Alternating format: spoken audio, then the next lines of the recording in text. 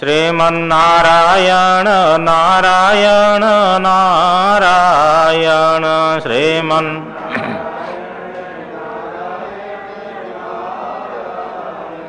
हरिहर नारायण नारायण नारायण हरिहर नारायण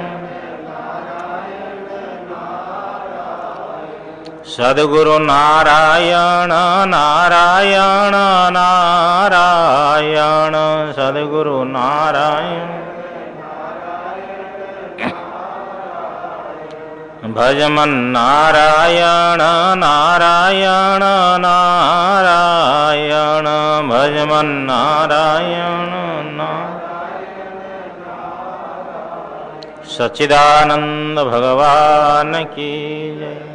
सद्गुरुदेव भगवान की जय। गीता माता की जय। ओम नमः पार्वती पदये हर हर महादेव। श्रीमद् भगवद गीता शास्त्र का चतुर्थ अध्याय ज्ञान कर्म संन्यास योग नाम का चतुर्थ अध्याय का विचार चल रहा है और हम लोग 31वां श्लोक तक विचार कर गए थे। आगे से उच्चारण तो सबका हो ही गया था। भगवान ने 12 यज्ञों का प्रतिपादन करके कहा कि जो यज्ञशिष्ठ अमृत भोजी है वे सनातन ब्रह्म को प्राप्त करते हैं। यान्ति ब्रह्म सनातनम, अर्थात उनके प्राण वियोग हो जाने के अनंतर वे लोग ब्रह्मलोक जाते हैं और क्रमशः वहां उनकी मुक्ति होती है। जिनको यहाँ साक्षात आत्म साक्षात्कार हो जाता है उनको कहीं आना जाना नहीं होता। न तस्य प्राणा उत्क्रांति अत्रैव समवल्यन्ते, उनके प्राण कहीं उत्क्रमण नहीं करते हैं, क्योंकि ज्ञान हो जाने के बाद में ऐसा कोई कर्म नहीं रहता है जो फल प्रदान करने वाला हो। प्रारब्ध के अवसान के अनंतर कोई कर्म का अवशेष नहीं रहता है और जन्म का कारण कर्म है। जब कर्म ही समाप्त हो गया तो फिर ज्ञानी कहाँ वो जाएगा, कहाँ आएगा। इसलिए जिनको ब्रह्म ज्ञान नहीं होता है क्रमशः मुक्त होने के लिए उन्हें ब्रह्म लोक जाना पड़ता है।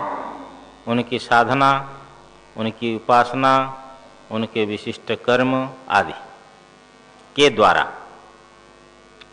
और जिनका एक भी यज्ञ नहीं हो उस व्यक्ति का इस लोक भी सुखद नहीं है। अल्पम अयम अल्प सुखोपि मनुष्य लोको नास्ति सर्वनिंद्यत्वात्। मधुसूदन स्वामी लिखते हैं ये अल्प सुख जो मनुष्य लोक है ये भी नहीं उनको मिलते हैं, क्योंकि सर्वनिंद्यत्वात्, सबके द्वारा वो निंद्य हो जाता है कि एक भी यज्ञ का अनुष्ठान नहीं करता है जो व्यक्ति जीवन में। और सवेरे उठते ही खाना पीना प्रारंभ हो जाए, ना भगवान का नाम स्मरण है, ना ध्यान है, ना जप है, कुछ भी कोई भी यज्ञ जो अनुष्ठान नहीं करता है। और कुतो अन्यः कुरुसत्तम, कुरुसत्तम हे कुरुसत्तम कुरुश्रेष्ठ, तो विशिष्ट साधन साध्य अर्थात विशिष्ट साधन से प्राप्तव्य जो परलोक है स्वर्ग आदि कहाँ से प्राप्त होंगे, नहीं हो सकते। आज 32वां श्लोक से एवं बहुविधा यज्ञा वितता ब्रह्मणो मुखे कर्मजान विद्धितान सर्वान एवं ज्ञात्वा विमोक्ष्यसे।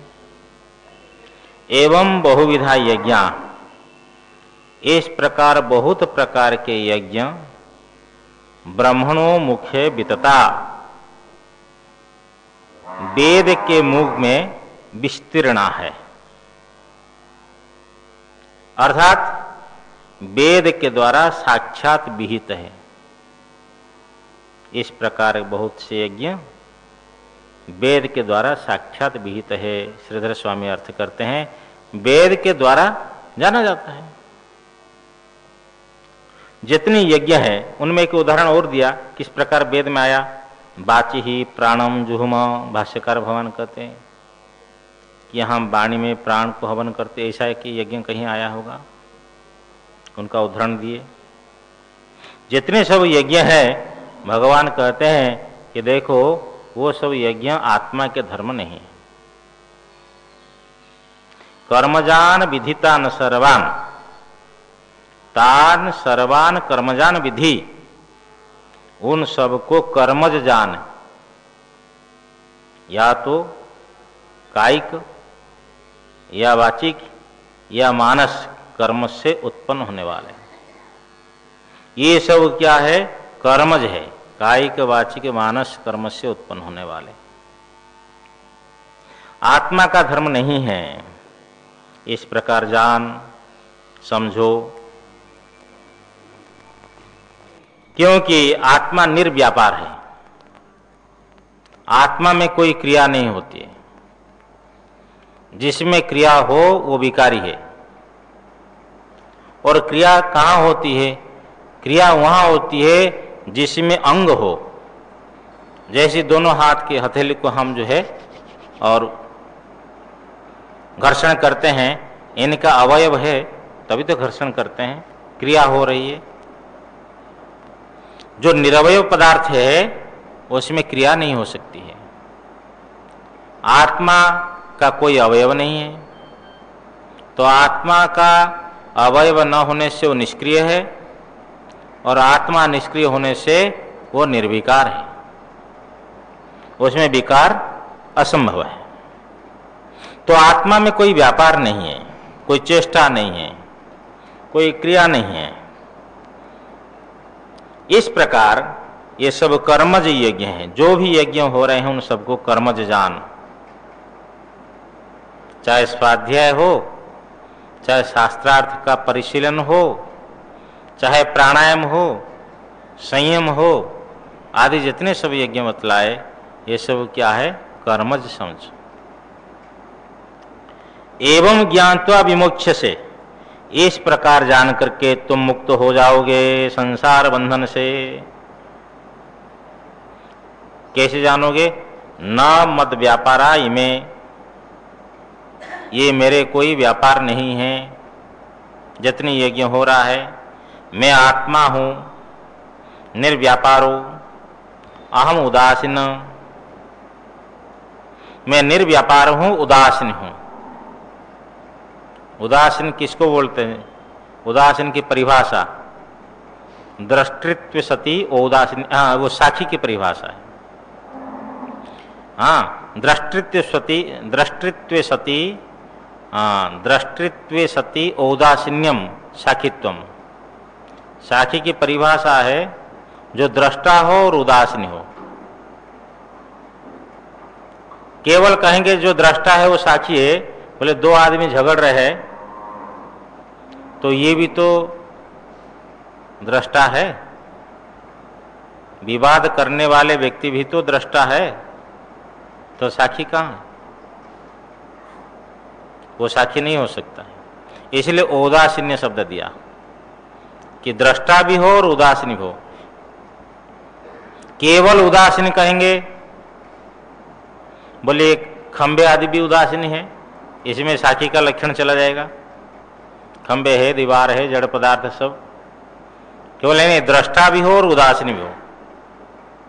तो ऐसा कहने पर आत्मा में ही लक्षण जाता है कि आत्मा साक्षी है, किसी का भी पक्ष न लेने वाला उदासीन है, कि मैं निर्व्यापार उदासीन। इस प्रकार समझ करके ये सम्यक दर्शन से तुम संसार बंधन से मुक्त हो जाओगे।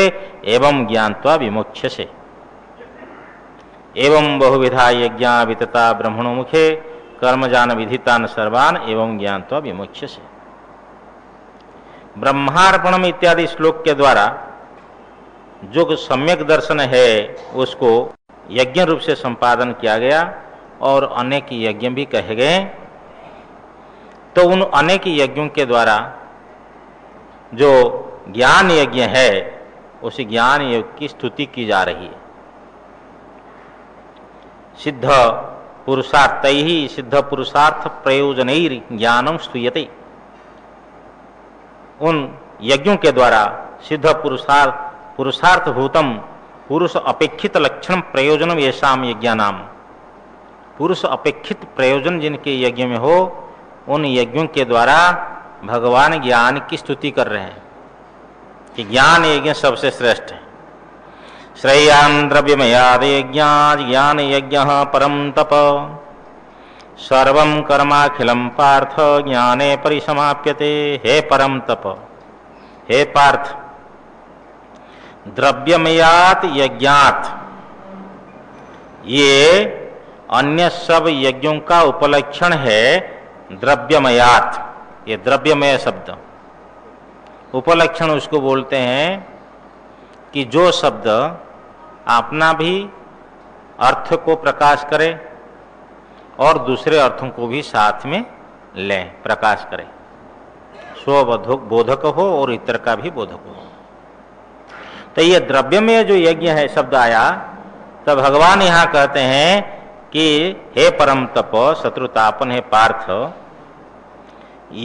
ज्ञान यज्ञ, ज्ञान यज्ञ जो है द्रव्यमयात यज्ञात, द्रव्यमय यज्ञ से अर्थात द्रव्यमय आदि सब यज्ञों में से, ऐसा अर्थ करना।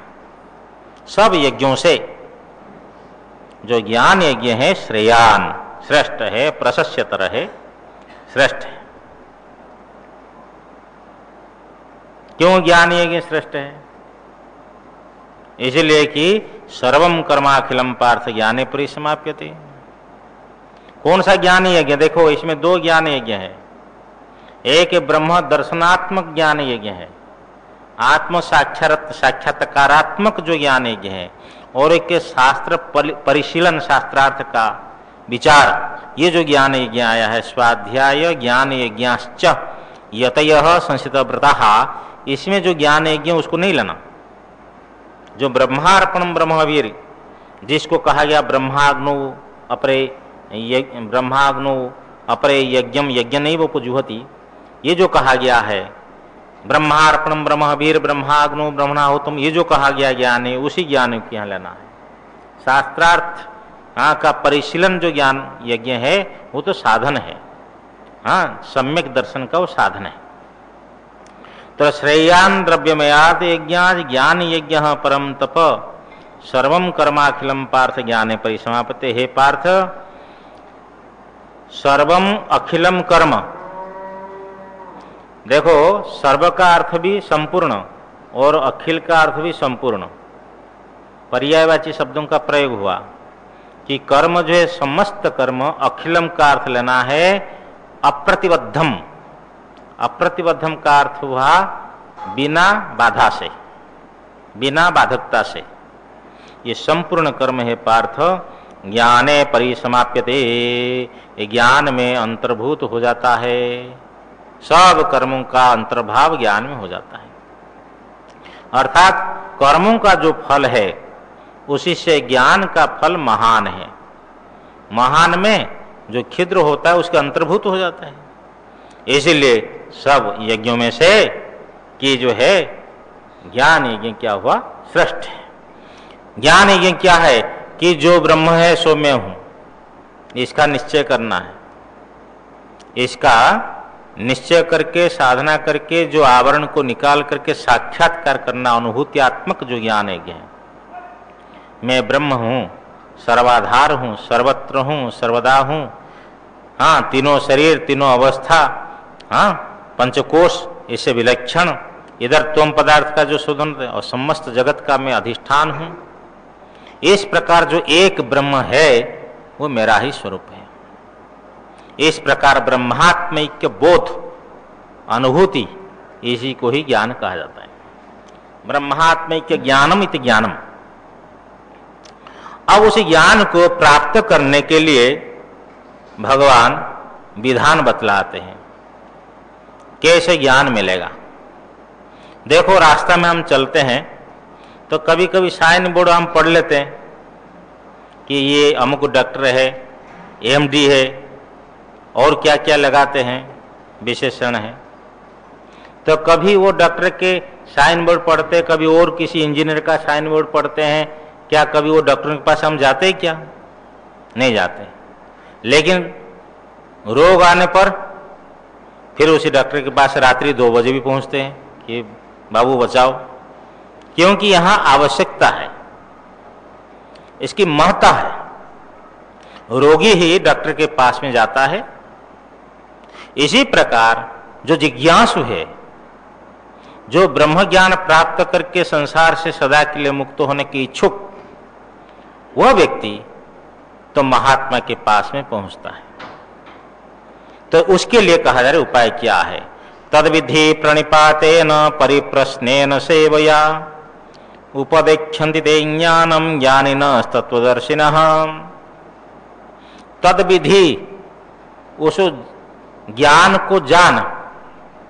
तद का अर्थ ज्ञान, तद बंदित्या एक वचन ज्ञान को, विधि का अर्थ जान। ज्ञान को जान अर्थात ज्ञान को प्राप्त करो। तद ज्ञानम, विधि माने प्राप्नुहि, प्राप्त करो। कैसे प्राप्त करेंगे? तो उसके लिए उपाय बतलाया। प्रणिपातेन, गुरु के पास में, महात्मा के पास में जाकर के साष्टांग प्रणाम करना। देखो, प्रणिपात का अर्थ क्या हुआ कि अपने अहंकार को झुकाना है। गुरु के पास में जाकर के अपने अहंकार को झुका देना है। जैसे अर्जुन ने,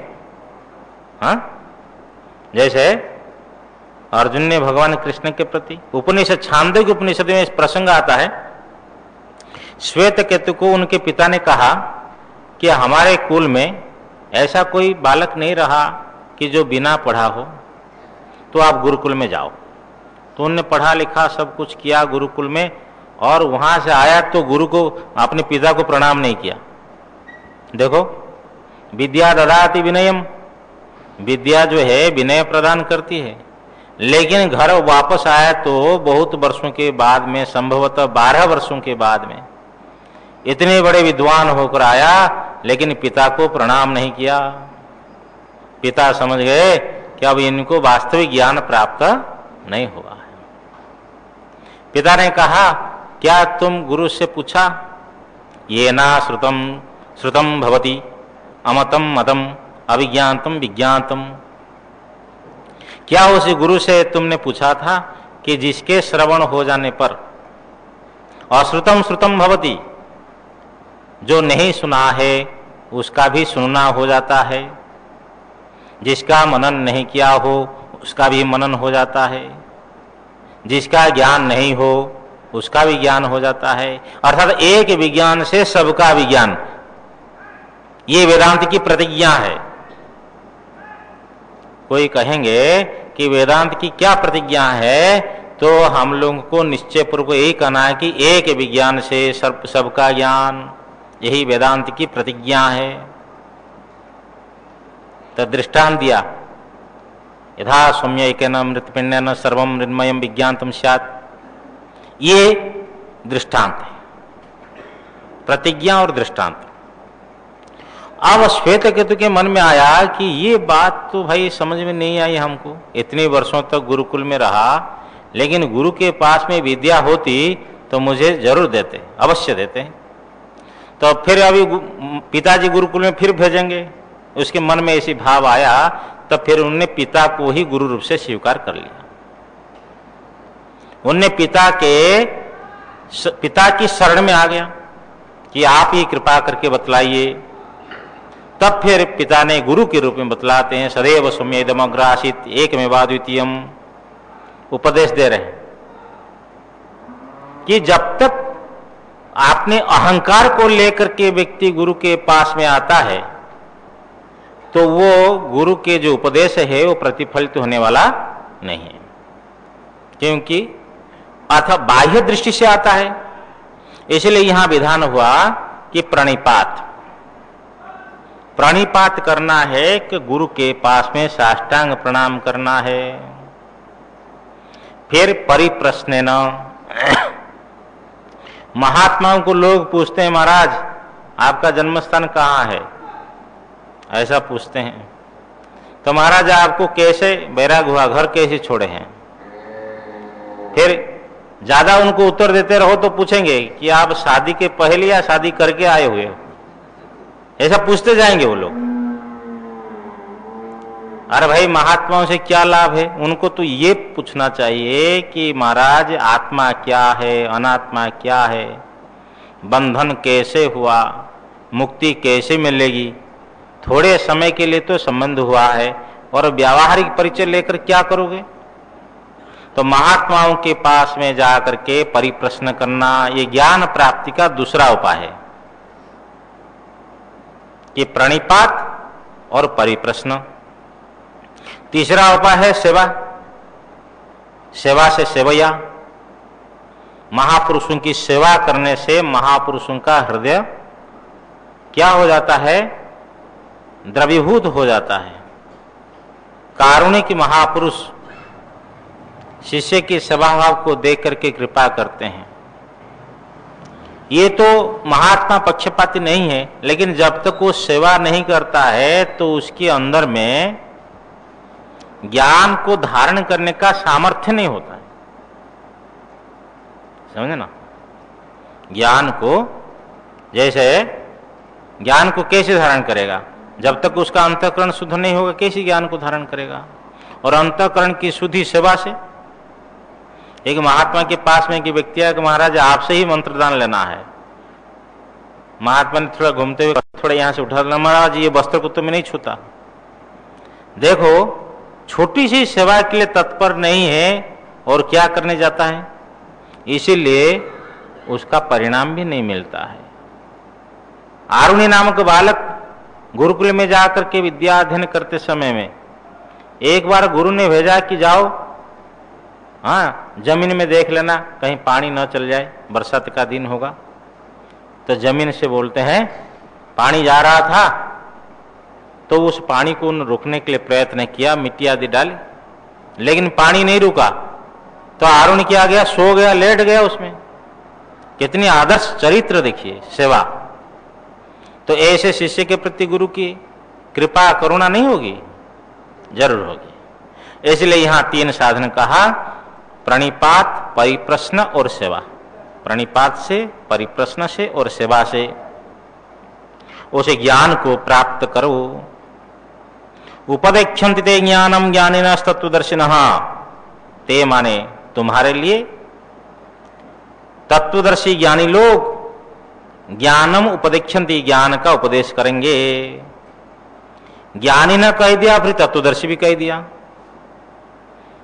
कुछ लोग तो ज्ञानी होते हैं, उनको अनुभूति नहीं होती है, तत्वदर्शी नहीं है। जैसे शास्त्र में है ऐसा ज्ञान है परोक्ष ज्ञानी। ऐसी परोक्ष ज्ञानियों का जो उपदेश है वो चरितार्थ नहीं होता। इसलिए तत्वदर्शी जो होते हैं अपरोक्षानुभूति वाले, उनके उपदेश चरितार्थ होते हैं, इसलिए तत्वदर्शी शब्द कहा है। उपदेक्षन्ति ते ज्ञानम ज्ञानिनः तत्वदर्शिनः, ज्ञानी तत्वदर्शी लोग तुम्हें ज्ञान का उपदेश करेंगे। अब जब तुमको ज्ञान प्राप्त हो जाएगा, उसका रिजल्ट क्या है, उसका फल भी तो मिलना चाहिए। भाई अब रोग हो गया है, भूख नहीं लग रही है, नींद ढंग से नहीं आ रही है, मल विसर्जन भी ठीक ढंग से नहीं हो रहा है, नींद भी माने बेचैनी भी हो रही है, ये सब रोग का तो लक्षण है।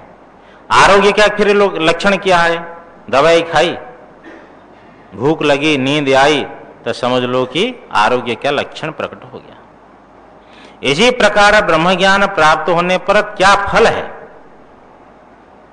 ब्रह्म ज्ञान का फल बतला रहे हैं आगे के श्लोकों में कि यज ज्ञात्वा न पुनर्मोहमेवं याससि पांडव येन भूतान्यशेषेण द्रक्ष्यस्यात्मन्यथो मयि। हे पांडव, यज ज्ञात्वा, जिस ज्ञान को, यहां ज्ञात्वा का अर्थ भी प्राप्य अर्थ करना है। ज्ञान गति प्राप्ति ये धातुओं का अर्थ होता है। एक धातु के तीन अर्थ हो सकते हैं। ज्ञान, गति और प्राप्ति। इसलिए यहां ज्ञानत्व का अर्थ है प्राप्य। जिस ज्ञान को प्राप्त करके है पांडव, जिस ज्ञान को प्राप्त करके एवं इस प्रकार मोह को पुनर्न यास्यसि, पुनः नहीं प्राप्त करोगे। अर्थात जिस ज्ञान को प्राप्त करके है पांडव, तुम्हें ऐसा और मोह नहीं होगा, अर्थात तुम मोह से ऊपर उठ जाओगे। मोह का अर्थ अविवेक।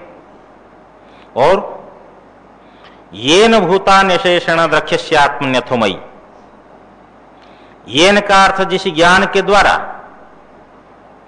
आत्मनि, अपने आत्म स्वरूप में अशेषण माने संपूर्णतया, भूतानि द्रक्ष्यसि, प्राणियों को देखोगे, अपने आत्म स्वरूप में सब प्राणियों को दर्शन करोगे। अथोमयि, और मुझ में भी देखोगे। अर्थात जो ब्रह्म है वही आत्मा है, ब्रह्मात्मैक्य का दर्शन तुम्हें होगा। जो सर्वोपनिषद प्रसिद्ध है उसको तुम दर्शन करोगे। प्रश्न है कि आत्मा अणु है या व्यापक है? कई लोग आत्मा अणु मानते हैं, आत्मा को अणु मानने वाले भी है, जैसे रामानुजाचार्य महाराज कि आत्मा को अणु मानते हैं। तो आत्मा को यदि आप अणु मानोगे, उस अणु के ऊपर में इतने सब प्राणी कहां से दिखाई पड़ेंगे? संपूर्ण प्राणियों का अधिष्ठान आधार वो अणु आत्मा कैसे हो सकता है? इसलिए आत्मा अणु नहीं है। देखो उदाहरण वो लोग देते हैं, ऐसो अणु, अणु जहां आत्मा को अणु कहा गया है वहां समझना चाहिए कि उसके जो अभिव्यक्ति स्थल है बुद्धि, वो सूक्ष्म है, इसलिए आत्मा को सूक्ष्म कहा गया है। बालाग्र शतभागस्य शतधा कल्पितस्य च यः भागो जीवः सविज्ञेयः सचानन्त्याय कल्पते। नन्त्याय, सचानन्ताय कल्पते, सचानन्ताय कल्पते, सच अनंताय कल्पते। ऐसा कि एक बाल लीजिए, उसको शतभाग कीजिए, तो बाल को यूं शतभाग नहीं करना, यूं शतधा पुनः, फिर उसको फिर एक को लेकर और कीजिए। हाँ माने कहने का तात्पर्य अर्थ है कि बालाग्र शतभागस्य शतधा कल्पित यह, शतधा करने के बाद में माने शतभाग कीजिए, फिर एक को लेकर और सौ भाग कर दीजिए। तो जितना सूक्ष्म है उतना ही परिमाण वाला जीव है। हाँ, भागो जीवः स विज्ञेयः, यहां तक जो आत्मा को अणु मानते हैं यहां तक लेते हैं। आगे का पद उनको नहीं दिखाई पड़ता है। आगे का पद है सच अनंताय कल्पते। वो जो सूक्ष्म है वो अनंत के लिए समर्थ, माने अनंत हो जाता है। अनंत हो जाता है मतलब वो अनंत के लिए समर्थ है। अनंत का समर्थ है, उसके अंदर जो अनंतता है उसकी अभिव्यक्ति हो जाती है। इसलिए जहां आत्मा को सूक्ष्म शब्द से कहा गया है, अणु शब्द से कहा गया है, वो आत्मा की जो उपाधि है उस उपाधि को लेकर के आत्मा को सूक्ष्म शब्द का प्रयोग हुआ है। नहीं तो जो अणु है वो कभी महान नहीं हो सकता है, और जो अणु है वो सभी जीवात्माओं का अधिष्ठान आधार, माने सबके शरीरों का अधिष्ठान आधार भी नहीं बन सकता। इसलिए आत्मा को व्यापक मानना है, आत्मा को व्यापक मानना है। और भगवान क्या कर रहे हैं? जिस ज्ञान के द्वारा सब प्राणियों को अपने में देखोगे और मुझ में भी देखोगे। रस्सी में सर्प की भ्रांति है, और रस्सी का ज्ञान हो जाने पर तो रस्सी दिखाई पड़ती है, सर्प दिखाई पड़ता है। हाँ, रस्सी दिखाई क्यों? रस्सी यथार्थ है। इसी प्रकार इस आत्मा में सभी प्राणी है लेकिन दिखाई नहीं पड़ रहा है, तो आत्मज्ञान के द्वारा दिखाई पड़ेगा। अर्थात ये सर्व प्रपंच का जो अधिष्ठान है जो ब्रह्म और आत्मा एक है, इसी एकत्व का बोध उसी समय होगा, वो एकत्व का अनुभव उस समय होगा। ये एकत्व का दर्शन साक्षात्कार ही तो ज्ञान है। सब अर्थात सभी प्राणियों का अधिष्ठान ब्रह्म और आत्मा की एकता में है, नहीं कि ब्रह्म में अलग रहने वाले हैं और आत्मा में अलग रहने वाले, ऐसे नहीं है। ब्रह्मात्म ऐक्य में ही सब प्राणी अवस्थित हैं, ऐसा दर्शन करोगे। हाँ, इसलिए मुंडक उपनिषद में आया, यस्मिन् देवुः पृथिवीचान्तरिक्षम ओतम मनः सह प्राणैश्च सर्वैः तमेवैकं जानथ आत्मानम् अन्या वाचो विमुंचथ अमृतस्य सेतुः, कि जिसमें कि देव है, अंतरिक्ष है, यस्मिन् नहीं, देव माने स्वर्ग, फिर अंतरिक्ष और ये पृथ्वी अर्थात संपूर्ण प्रपंच ब्रह्मांड जिसमें अवस्थित है। यस्मिन् देवु पृथ्वी चांतरिक्षम ओतम मनः सह प्राणैश्च सर्वैः, और ये संपूर्ण प्राणों के सहित इंद्रियां और प्राणों के सहित मन जिसमें वो तो स्थित है, उसी एक आत्मा को जानो और सब प्रपंच छोड़ो। अन्या वाचो विमुंचतो, और सब वाणी को छोड़ो। अमृतस्य सेतु हो, ये ब्रह्म ज्ञान मोक्ष के मार्ग है, सेतु के समान सेतु है। ये नहीं समझना चाहिए कि सेतु का अर्थ ही वहां कंक्रीट सीमेंट होगा। ये सेतुर्विधरण अन्यत्र भी आया है, सेतु के समान सेतु है, ये मोक्ष का मार्ग है ब्रह्म ज्ञान। अन्यावाचो विमुंचथ अमृत से सेतु, ये ब्रह्म ज्ञान का और महात्म्य बतला। देखो कि अपि चेदसि पापेभ्यः सर्वेभ्यः पापकृत्तमः सर्वं ज्ञान प्लवेनैव वृजिनं संतरिष्यसि। अर्जुन, यदि सबसे बड़े पापी हो, ये ज्ञान रूपी नौका के द्वारा तुम पाप समुद्र को पार कर जाओगे। अब देखिए, अर्थ लगाइए। अपि चेदसि पापेभ्यः सर्वेभ्यः पापकृत्तमः, सर्वेभ्यः पापेभ्यः सभी पापियों से, पापकृद्भ्यो सब पापियों से, पाप कर्म करने वालों से, अथ चेद यदि पापकृत्तमः असि, सबसे बड़ा पाप कर्म करने वाला हो, अर्थात सबसे बड़े पापी हो। ज्ञान प्लवेनैव, ज्ञान रूपी नौका के द्वारा ही सर्वम ब्रिजिनम, ये पाप समुद्र को संतरिष्यसि, पार कर जाओगे। ये पाप समुद्र को पार करने के लिए और कोई उपाय नहीं है। जो आज हम देख रहे कि वो दुखी है, वो अपने पाप का ही फल भोग रहा है, और जिस समय हमें दुख आता है हमको भी ऐसा समझना चाहिए कि पाप का फल हमें भी भोगना पड़ रहा है। तो आगे भी बहुत पाप पड़े हुए हैं जो फल प्रदान करने वाले हैं। उन पाप समुद्र को पार करने के लिए एकमात्र उपाय है ज्ञान रूप नौका। जब तक ब्रह्म ज्ञान नहीं होगा तब तक ये पाप कटने वाले नहीं। इसलिए सज्जनों, साधक को सजग होकर के जो परोक्ष ज्ञान प्राप्त हुआ है उसको अनुभूति पर्यंत साधना करना चाहिए, सजग होकर के। गर्भ इव गर्भिणी भी शास्त्र में आया कि जैसे गर्भवती माताएं अपने गर्भ का पालन पोषण करती है नहीं करती है, क्या उत्पटांग खा लेती है क्या?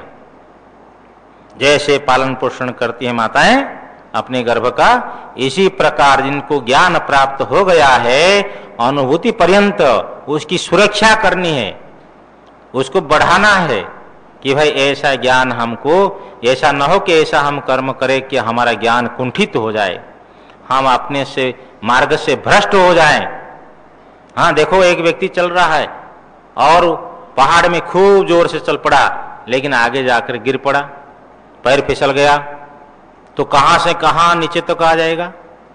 इसलिए अपने ज्ञान को सजग पूर्वक सुरक्षा करते हुए, संवर्धन करते हुए, हाँ जैसे खेत में कोई बीज बोता है, केवल बीज बो देने से कोई फसल थोड़ी काटता है, किसान कितने परिश्रम करता है।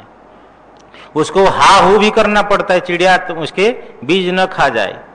बाढ़ कितने रात्रि 2 बजे भी नहर की पानी पिलाता है। हाँ, कितने परिश्रम किसान को करना पड़ता है फसल के लिए। और फसल पक करके तैयार है, बादल सामने ऊपर में है, तो भी भगवान से प्रार्थना करते प्रभु बारिश न दो, भी फसल बर्बाद हो जाएगी। तो ये किसान बहुत जैसा परिश्रम करता है अपनी फसल के लिए, साधकों को अपनी अनुभूति के लिए विशेष रूप से परिश्रम करना चाहिए। इसलिए यहाँ कहा सब पाप रूपी समुद्र को तुम पार कर जाओगे। भगवान भाष्य कर लिख रहे हैं, धर्मोपि यह मुमुक्षो हो पाप मुच्यते।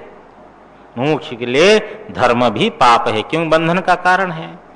धर्म का फल है सुख है, तो सुख भी बंधन और दुख भी बंधन है। जैसे कैसे ज्ञान जो है पाप को नष्ट करता है, उसके लिए दृष्टांत कहा जा रहा है। यथेधांसी समिद्धोग्निर भस्मसात् कुरुते अर्जुन, ज्ञानाग्नि सर्वकर्माणि भस्मसात् कुरुते तथा। हे अर्जुन, एक उदाहरण दिया भगवान ने कि जैसे प्रज्वलित अग्नि, यथा समिद्धो अग्निर, जैसे प्रज्वलित अग्निर यथांसी भस्मसात् कुरुते, काष्ठों को लकड़ियों को बिल्कुल संपूर्णतया भस्म कर देती है, अवशेष नहीं। तथा उसी प्रकार ज्ञानाग्नि, ज्ञान रूप अग्नि सर्वकर्माणि भस्मसात् कुरुते, सब कर्मों को प्रारब्ध इतर जो संपूर्ण संचित कर्मों को भस्म कर देता है ज्ञान रूप अग्नि। ज्ञान की महिमा है कि संपूर्ण संचित कर्म को और ज्ञान के पूर्व जो कर्म हुए सबको निर्बीज बना देता है। निर्बीजी करोति, उसमें सामर्थ्य नहीं रखता है ज्ञान की और फल दे। इसलिए सज्जनों, हमारे पूर्व जन्म में, पूर्व कर्म में कितने कर्म पड़े हुए अभी फल देने के लिए। आज भगवान की बड़ी कृपा है कि हम वृंदावन में बैठ करके गीता का अवलोकन कर रहे हैं, ये उनकी विशेष कृपा है। अन्य शास्त्र का अवलोकन करते हैं, स्वाध्याय करते, जप करते, तप करते हैं, नहीं तो किसी गटर के नाली में जो कीड़ा बना हुआ है अपनी पाप कर्म का फल भोग रहा है, उसको यहां तक आने के लिए कितनी चक्कर काटना पड़ेगा। ये कर्मों का ही तो चक्र है। तो ये संचित कर्म कितने पड़े हुए हैं, उन सब कर्मों की समाप्ति और किसी अस्त्र से नहीं हो सकती है, केवल ज्ञान रूप अग्नि। ज्ञान ही उसको निसमर्थ बना सकता है। ज्ञानाग्नि ही सर्वकर्माणि भस्मसात् कुरुते, तथा हे अर्जुन, जैसे प्रज्वलित अग्नि काष्ठों को भस्म कर देती है, इसी प्रकार संपूर्ण कर्मों को, संचित कर्मों को, ज्ञान के पूर्व जो कर्म हुए और अनंत जन्म के जो कर्म है, ये संपूर्ण कर्म को ज्ञान की अग्नि जो है भस्म कर देता है, प्रारब्ध भोग से समाप्त, और उसके बाद में विदेह कैवल्य और जन्म नहीं होना पड़ता है। जिस कारण से ऐसा है, इसलिए भगवान कहते हैं, नहीं ज्ञानेन सदृशम पवित्रम यह विद्यते तत्स्वयं योग संसिद्ध कालेन आत्मनि विन्दति। ही को एव के अर्थ में लगाना, एव अवधारण अर्थ में श्रीधर स्वामी लेते हैं कि इसी संसार में ज्ञान के समान कोई पवित्र है ही नहीं। जैसे अभी हमारा शरीर जो अपवित्र हो जाता है तो हम स्नान कर लेते हैं, मिट्टी लगा लेते हैं, साबुन लगा लेते हैं, जिसको जो पसंद है। हाँ, एक महात्मा ने कहा, महाराज पाकिस्तान में हमारा जन्म हुआ तो संध्या का समय मुसलमानों को हमने छू लिए, मेरी माँ क्या करी, बोले अब बालक कैसे स्नान करेगा, तो सोने के हाथ ले, कान में उनका सोना था, वो सोना को लेकर के मेरे को ऐसे लगा दे, बोले जाओ तुम पवित्र हो गया। कुछ वस्तुएं हैं जो पवित्र शुद्धि करने वाला है, जैसे अब ऊनी वस्त्र जो है हवा से पवित्र हो जाता है, कोई जल से पवित्र है, कोई अग्नि से पवित्र है। तो गौ को स्पर्श करने से, इस प्रकार। तो देखो, पवित्र करने वाले, शुद्धि करने वाले बहुत से पदार्थ हैं, परंतु भगवान कहते हैं कि इसी संसार में ज्ञान के समान कोई शुद्धि करने वाला है ही नहीं। नहीं ज्ञान न सदृशम पवित्रम यह विदति, यह का अर्थ इस संसार में ज्ञान न सदृशम, ज्ञान के समान, पवित्रम नहीं विद्यते, शुद्धि करने वाला है ही नहीं, होता ही नहीं है।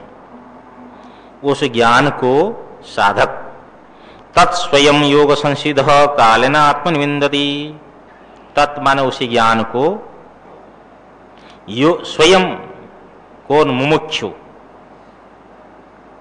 योग संसिद्ध,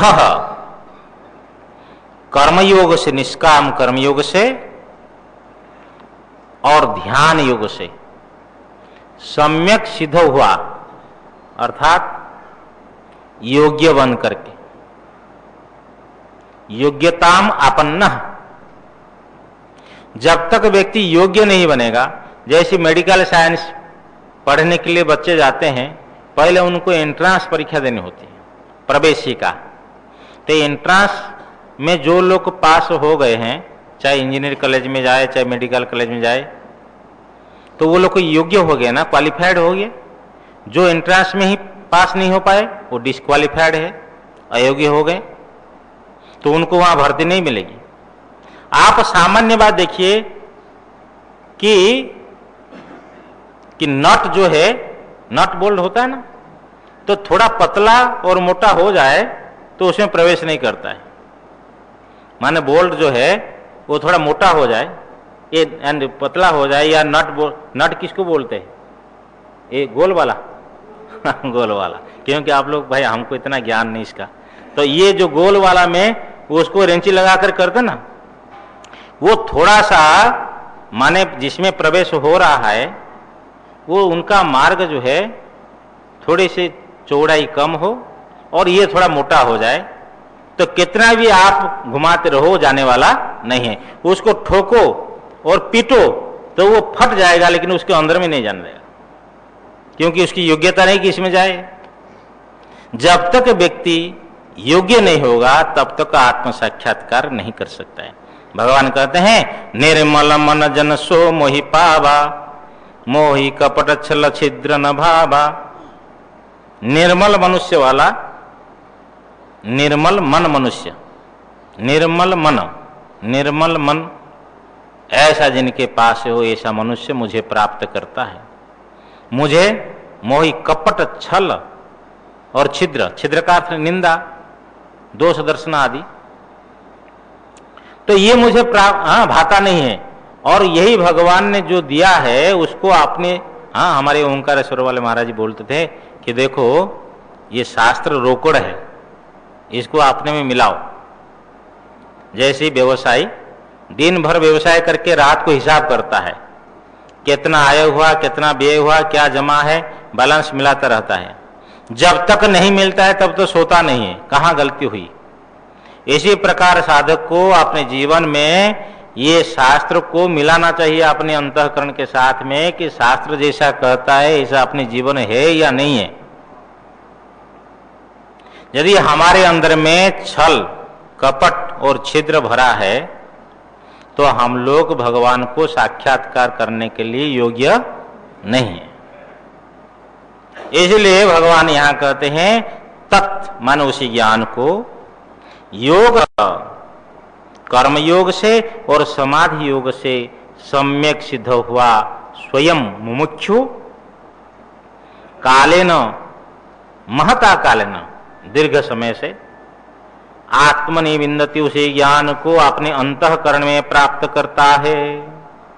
ज्ञान को प्राप्त करने के लिए कहीं जंगल की आवश्यकता नहीं है, अंतःकरण में प्राप्त करते हैं कि इसी अंतःकरण में ज्ञान की प्राप्ति होगी। केवल मन की शुद्धि की आवश्यकता है और उसी अंतःकरण की शुद्धि के लिए ही जंगल जाते हैं।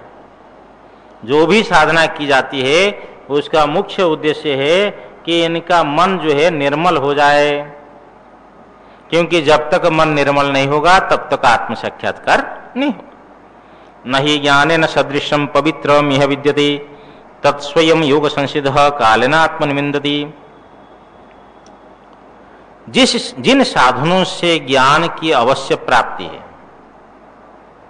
उन साधनों को भगवान कह रहे हैं। श्रद्धावान लभते ज्ञानम तत्परः संयतेन्द्रियः ज्ञानम लब्ध्वा पराम शांति मचिरेणाधिगच्छति। भगवान प्रथम साधन कहते हैं श्रद्धावान लभते ज्ञानम, श्रद्धालु जो है ज्ञान को प्राप्त करता है। श्रद्धावान तत्परः संयतेन्द्रियः ज्ञानम लभते, श्रद्धालु माने गुरु वेदांत वाक्यों में विश्वास रखने वाला, और तत्परः ज्ञान को प्राप्त करने के लिए गुरु सेवा आदि में तत्परता पूर्वक, माने उसमें तत्परता है। ज्ञान को प्राप्त करना है उसमें तत्परता है। जैसे कोई व्यक्ति अर्थ प्राप्त करने के लिए तत्पर रहता है, विद्या प्राप्त करने के लिए तत्पर रहता है, उद्यमी रहता है, और उसको दिन रात वही चिंता है कि मेरे को अर्थ मिल जाए, मेरे को विद्या मिल जाए। इसी प्रकार ब्रह्म ज्ञान को प्राप्त करने के लिए तत्परता जिनके अंदर में हो, उनका नाम वो है व्यक्ति तत्पर। और साथ में संयत इंद्रिय कहा, इंद्रिय संयमी मन। केवल श्रद्धा रखने से काम नहीं बनेगा, समझे ना। तो आपने मथुरा से मुंबई रिजर्वेशन बना दिया, अमुक डेट में ट्रेन में जाएंगे, और उसी डेट में और आप गए और मथुरा में और स्टेशन में पहुंच गए, तो एक गाड़ी खड़ी थी जो दिल्ली जाने वाली, उसमें आप बैठ गए। किसी ने कहा कि आपके टिकट ना, टिकट देखा, बोले आप तो मुंबई जाना था ना, मैंने रिजर्वेशन किया इसलिए बैठ गया यहाँ। ऐसे नहीं है कि रिजर्वेशन होने पर भी इंक्वायरी करना पड़ेगा गाड़ी किस प्लेटफॉर्म में आती है, कब आती है, कितने समय रुकती है, लेट है या नहीं है।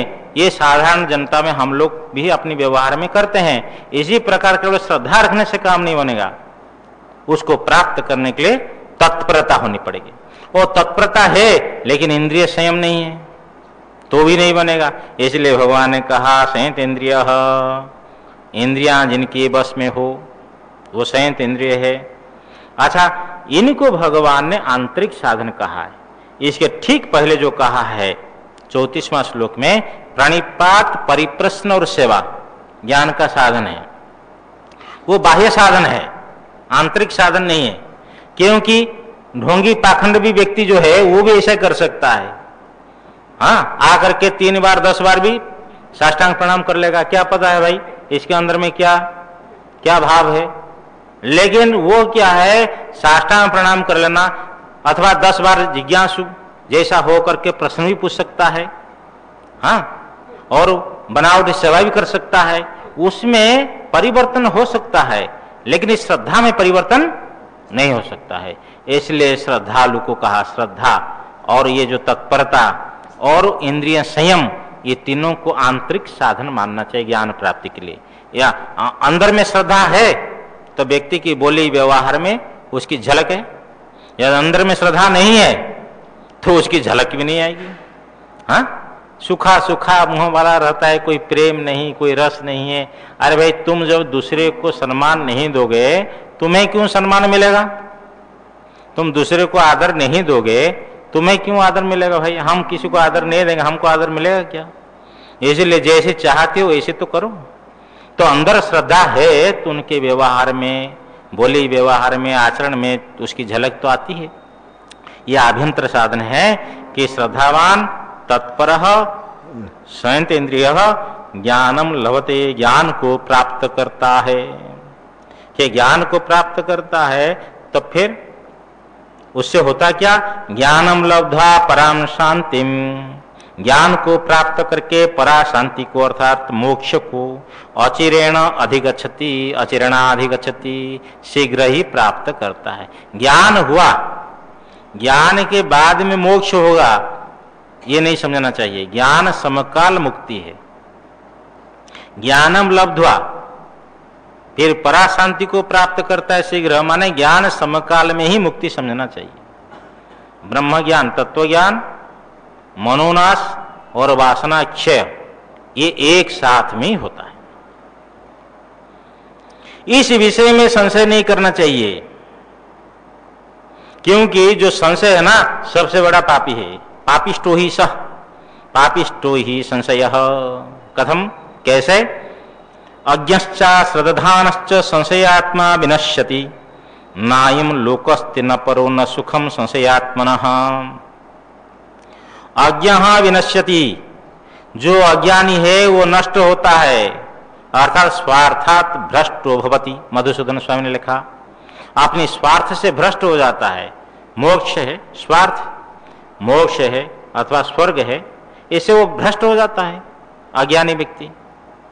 और अश्रद्धानश्च, और अश्रद्धालु भी स्वार्थात माने विनश्यति, स्वार्थ से भ्रष्ट होता है।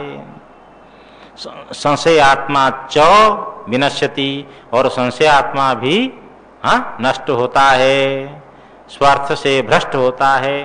तो अज्ञानी नष्ट होता है, अश्रद्धालु नष्ट होता है, और संशयात्मा नष्ट होता है। नष्ट होने वाले कितने हो गए? 3 हो गए। लेकिन इन सब में जो संशय चित्त वाला है, संशय आत्मा का अर्थ संशय चित्त वाला है, वो सबसे बड़ा खतरनाक है, वो बड़े दुखी है, वो सबसे बड़ा पापी है। संशय आत्मा तू पापिष्टः सर्वेषाम, भाष्यकार भगवान लिख रहे हैं कि संशय चित्त वाला सब में सबसे बड़ा पापी है। ये तीनों में से सबसे बड़ा पापी कौन है? संशय चित्त वाला, जिसके अंतःकरण में संशय हो। कैसे? तो भगवान कहे नायम लोकस्ति न परो न सुखम संशयात्मनः। संशयात्मनः, संशय आत्मा वाला का माने जिसका चित्त में संशय हो, संशय चित्त वाले को अयम लोको न अस्ति, ये लोक भी प्राप्त नहीं होता है। ये लोक प्राप्त नहीं होता है मतलब क्या है भाई?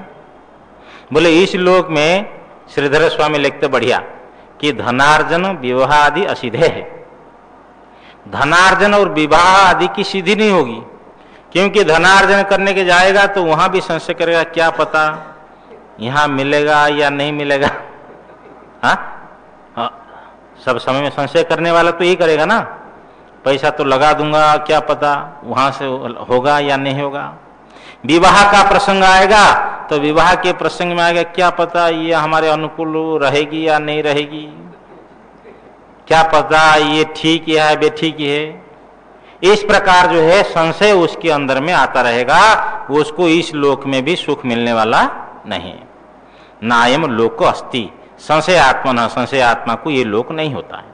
न परो, परलोक भी नहीं है, क्योंकि परलोक में कौन? स्वर्ग। अरे भाई यज्ञ करो तुम्हें स्वर्ग प्राप्त होगा, धर्मशाला बनाओ निष्काम भाव से, दीन दुखियों की सेवा करो, पेड़ लगाओ, गौशाला, विद्यालय आदि ये सब। तो बोले भाई पैसा तो लगा देंगे, क्या पता वो स्वर्ग है या नहीं है। अब तक स्वर्ग को किसने देखा है? हाँ, इधर भी जाएगा और उधर भी जाएगा। इस प्रकार संशय उसके अंदर में पड़ा रहेगा। तो इस प्रकार संशय आत्मा को परलोक भी प्राप्त होने वाला, क्योंकि धर्म अर्जन नहीं करेगा तो धर्मस्य निष्पत्ति है। धर्म की जब निष्पत्ति नहीं होगी, धर्म की प्राप्ति नहीं होगी, तो धर्मजन्य जो परलोक मिलने वाला वो भी नहीं मिलने वाला है। न परो न सुखम, न सुखम। श्रीधर स्वामी लिखते भोगम, मधुसूदन स्वामी लिखते भोजनादि कृतम, कि ये भोजनादि से होने वाला जो सुख है, भोजन सामने आ गया, क्या पता इसमें जहर है या नहीं है, क्या है। ये महात्मा लोगों को सजग होना आजकल समय में। ये स्टेशन में किसी को प्रसाद नहीं देना चाहिए, किसी दे दिया कुछ हो गया, बोले महात्मा ने खिला दिया इसलिए ऐसा हुआ। कई लोगों को हम प्रसाद देते, नहीं बाबा प्रसाद नहीं लेंगे ना, उनको संशय हो जाता, क्या पता इसमें कुछ होगा, सुंघा देंगे, कुछ खिला देंगे। तो ये जो संशय आत्मा है, सभी भोजन आदि आया, पता नहीं क्या है इसमें, तो संशय आत्मा को ये सुख भी नहीं मिलते। संशय आत्मा जो है वो सबसे बड़ा पापी है। नायम लोकस्ति न परो न सुखम संशयात्मनः। इसलिए संशय नहीं करना चाहिए। भाष्यकार लिखते हैं तस्मात् संशयो न कर्तव्यः, इसलिए संशय नहीं करना चाहिए। क्यों? योग संन्यस्त कर्माणं यान संचिन्न संशयम आत्ममंतम न कर्माणि निबध्नन्ति धनंजय। ये हो गया अज्ञश्चा श्रद्धानश्च संशयात्मा विनश्यति नायम लोकस्ति न परो न सुखम संशयात्मनः। अब कह रहे हैं हे धनंजय, उस व्यक्ति को कर्म नहीं बांधते हैं, वो व्यक्ति कौन है? बोले योग संन्यस्त कर्माणम, परमार्थ दर्शन लक्षण रूपी योग के द्वारा जिनके कर्म संन्यस्त हो गए हैं, त्यक्त हो गए हैं, वो हो गए योग संन्यस्त कर्म वाले। और ज्ञान संचिन्न संशयम, ज्ञान के द्वारा जिनका संशय छिन्न हो गया कि आत्मा ईश्वर की एकता है या अनेकता है, आत्मा अणु है अथवा व्यापक है, आदि आदि जिनके संशय सब ज्ञान के द्वारा छिन्न हो गया हो। आत्मवंतम, जो अप्रमादी हो, सावधान जागरूक, इस प्रकार योग संन्यस्त कर्म वाले, ज्ञान संचिन्न संशय वाले और जो अप्रमादी है, ऐसे अप्रमादी को हे धनंजय कर्माणि न निबध्नन्ति, कर्म नहीं बांधते हैं, अनिष्ट आदि रूप फल को आरंभ नहीं करते, क्योंकि संशय गया ब्रह्म ज्ञान से और क्या कर्म बांधने की, कर्म का अस्तित्व ही नहीं है। हाँ? रस्सी में सर्प दिखाई पड़ता है तो सर्प का जहर रस्सी को प्राप्त होता है या नहीं होता है? क्या कहेंगे आप? हाँ? बोले है ही नहीं तो कहां से सर्प का जहर? भाई सर्प ही नहीं है तो सर्प का जहर कहां व्याप्त होगा रस्सी को? हाँ? जैसे हम पर्दा में देखते हैं कि कोई हवन कर रहा है, 4-5 बालक ब्रह्मचारी बैठ करके, यज्ञ कुंड से क्या है और हाँ ज्वाला निकल रही है, कि जो यज्ञ कुंड से ज्वाला है, अग्निशिखा है, क्या उसी पर्दा को जला सकती है? क्या जला सकती है? हाँ? क्यों नहीं जला सकती? क्यों? कल्पित है, हाँ, केवल दिखाई पड़ता है, वास्तविक है नहीं। एक घर में हम भोजन करने गए तो उसके टेबल के ऊपर में क्लॉथ होगा, तो मैंने उसको कहा इसको उठाओ, हम भोजन इसमें पाएंगे। तो देखा तो शीशा के अंदर में बहुत कुछ फल रखे हुए हैं। मैंने कहा इन फलों को उठा लो, यहाँ भोजन करने तो जूठा हो जाएगा। बोले महाराज ये फल नहीं, सब प्लास्टिक के फल हैं। तो प्लास्टिक के फल से क्या पेट भरने वाला है? वो तो दिखाई देता है नहीं। इसी प्रकार जो संसार है ये केवल दृश्य मात्र है। अज्ञानवशात ज्ञान हो गया तो अज्ञान का अविद्या काम कर्म सबके सब गए, फिर क्या बांधेंगे? ज्ञानी को कर्म नहीं बांधते हैं। तस्माद् अज्ञान संभूतम हृतस्थम ज्ञानाशिनात्मनः चित्वेनम संशयम योगो मातिष्ठोत्तिष्ठ भारत। हे भारत, तस्माद इसलिए अज्ञान, अज्ञान संभूतम, अज्ञान का अर्थ अविवेक, अविवेक से उत्पन्न हुआ संशयम, इस संशय को, ये संशय कहां से उत्पन्न हुआ? किससे? बोले अज्ञान से उत्पन्न हुआ। कहां रहता है? बोले हृतस्थम, अपनी बुद्धि में अवस्थित। आत्मनः एनम संशयम, अपने आत्म विषय को हो अथवा अपने करो अर्थ, आपने इस संशय को, हे भारत, ज्ञानाशिना, ये देहात्म विवेक विज्ञान है लेना, परोक्ष ज्ञान। इस परोक्ष ज्ञान देहात्म विवेक ज्ञान के द्वारा इस संशय को छित्वा छेदन करके योगम आतिष्ठ, कर्म अनुष्ठान करो। क्योंकि यहां भाष्यकार यद्यपि लिखते ज्ञान के बारे में कि ये जो सम्यक दर्शनम ज्ञानम तदेव असिहि, और सम्यक दर्शनम कह रहे हैं कि शोक मोहादि दोष हरम, शोक मोहादि दोष को हरने वाला सम्यक दर्शन जो ज्ञान है। अब यहां ज्ञान परोक्ष लेंगे या अपरोक्ष लेंगे? शब्दावली के अनुसार अपरोक्ष लगता है, परंतु विचार करने पर भावार्थ ये निकलता है परोक्ष ज्ञान, क्योंकि ब्रह्म ज्ञान के अनंतर कर्म का विधान नहीं है। इसीलिए परोक्ष ज्ञान को लेना है। और श्रीधर स्वामी ले रहे हैं देहात्म विवेक विज्ञान, देहात्म विवेक ज्ञान है, विज्ञान है, अर्थात परोक्ष ज्ञान है, दृढ़ परोक्ष ज्ञान। क्योंकि इस दृढ़ परोक्ष ज्ञान से संशय आदि भी नहीं रहते हैं, निश्चय हो गया है। इस प्रकार है भारत, आत्मनः एनम संशयम, अपने इसी संशय को, संशय कैसा है? तस्माद, इसलिए हे भारत, तस्माद इसलिए हे भारत, कि अविवेक से उत्पन्न हुआ बुद्धि में अवस्थित अपने इस संशय को ज्ञानाशिना छित्वा, ज्ञान रूपी खड़ग के द्वारा, तलवार के द्वारा छेदन करके योगम आतिष्ठ, कर्म का अनुष्ठान करो। उत्तिष्ठ, और वर्तमान तुम युद्ध के लिए खड़े हो जाओ। हाँ, संशय को निकाल करके कर्मयोग का अनुष्ठान करो। और अब तुम जो है उत्तिष्ठ, खड़े हो जाओ। क्यों बैठ गया है? तो युद्ध के लिए तैयारी हो जाओ। ये अर्जुन के लिए युद्ध प्राप्त था और सब साधकों के लिए जो अपना अपना कर्तव्य है उन कर्तव्यों का अनुष्ठान करना है। इसीलिए भगवान करे। नहीं तो भगवान ने ये नहीं कि जैसे रशिया में, रूस में कह दिया ना, लोगों ने आपत्ति उठाई कि गीता में तो युद्ध करने के लिए प्रेरणा दे रहे, आतंकवाद फैला रहे हैं। हाँ, गीता आतंकवाद नहीं फैलाती है भाई, समझ में आना चाहिए। कर्तव्य बोध भगवान करा रहे हैं कि कर्तव्य का बोध करवा रहे हैं। इस प्रकार जो है अनुष्ठान, कर्म का अनुष्ठान करने के लिए भगवान उनको कहा और युद्ध करने के लिए कहा। उठो, अपना कर्तव्य करो हे भारत। तस्माद् अज्ञान संभूतम हृतस्थम ज्ञानासिनात्मनः चित्वयनम संशयम योगमातिष्ठोत्तिष्ठ भारत। इति श्री महाभारते शतसहस्र्यां संहितायां वैयासिक्यां भीष्म पर्वणि श्रीमद्भगवद्गीतासु उपनिषत्सु ब्रह्म विद्यायां योगशास्त्रे श्रीकृष्णार्जुन संवादे ज्ञान कर्म संन्यास योग नाम चतुर्थोऽध्यायः। इति श्रीमत्परमहंस परिव्राजकाचार्यस्य श्री गोविंद भगवत पूज्यपाद शिष्यस्य श्रीमत्शंकर भगवतः कृतौ श्रीमद्भगवद्गीता भाष्ये ज्ञान कर्म संन्यास योग नाम चतुर्थोऽध्यायः। श्रीकृष्णार्पणमस्तु। ओम पूर्णमदः पूर्णमिदं पूर्णात् पूर्णमुदच्यते पूर्णस्य पूर्णमादाय पूर्णमेवावशिष्यते। ओम शांतिः शांतिः शांतिः। शंकरं शंकराचार्यं केशवं बादरायणं सूत्रभाष्य कृतौ वन्दे भगवन्तौ पुनः पुनः। ईश्वरो गुरुरात्मेति मूर्तिभेदविभागिने व्योमवद्व्याप्तदेहाय दक्षिणामूर्तये नमः। ओम शांतिः शांतिः शांतिः। सद्गुरुदेव भगवान की जय।